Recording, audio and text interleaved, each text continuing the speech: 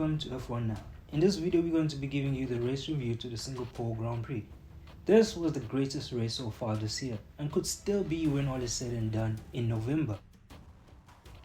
Now Singapore was undoubtedly a Ferrari stomping ground, and to be more specific, Carlos Sainz was the guy doing the damage.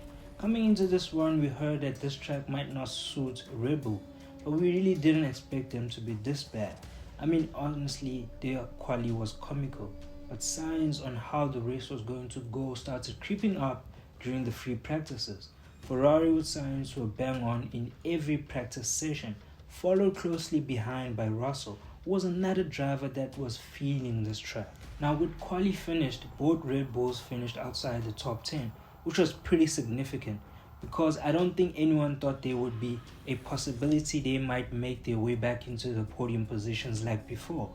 While in front was Russell sandwiched in between the two Ferraris, and just like that the stage was set for Sunday. So the race started off beautifully with Leclerc, who had softs on, stealing the overtake from Russell before turn 1.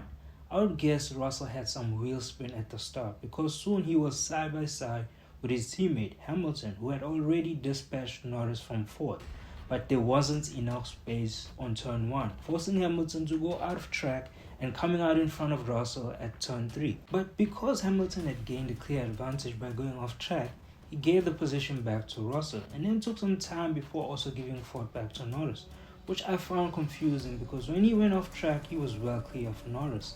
But the stewards or race directors decided it would be better if he gave the position back.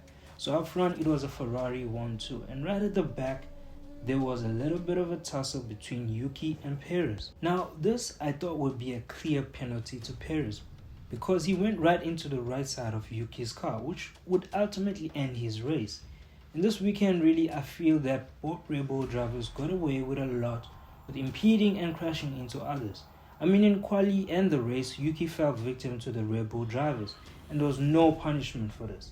Up front, Carlos was just managing the race, not pushing too hard, just maintaining pace. But this all changed by lap 20, when Sargent found himself unable to make a corner and just understeer straight into the barrier. But he was able to get his car going again, and then a full safety car was then deployed. Both Ferraris were double stacked in such a way that they sacrificed Leclerc to clear Sainz from Verstappen, who started the race on hard. So Verstappen was never going to pit, because track position made more sense for his race. So with Ferrari ultimately sacrificing Leclerc, he then lost positions to Russell and Norris in the pits. So when they got out the pits, the crucial point was that Verstappen didn't manage to get ahead of Sainz and get free air to try and keep everyone behind.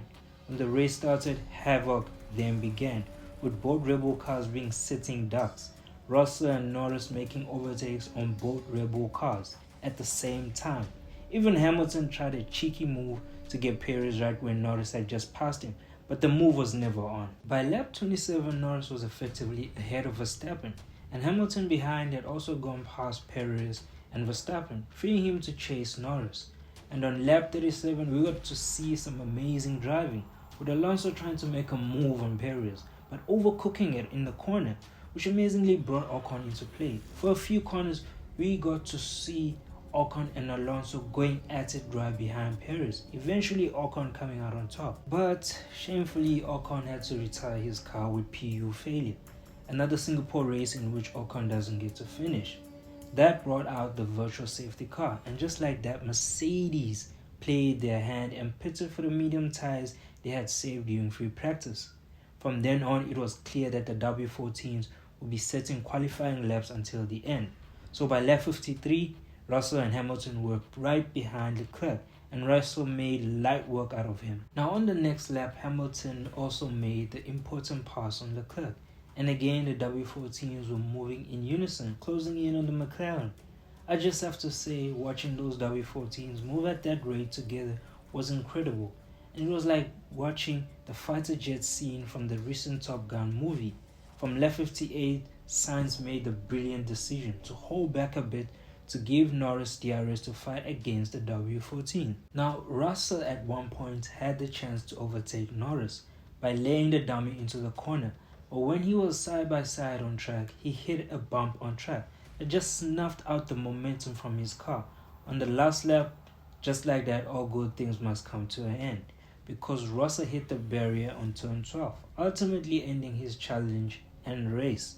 So the race ended with Sainz taking the checkered flag, followed closely behind by Norris and Hamilton, ending Red Bull's consecutive wins run.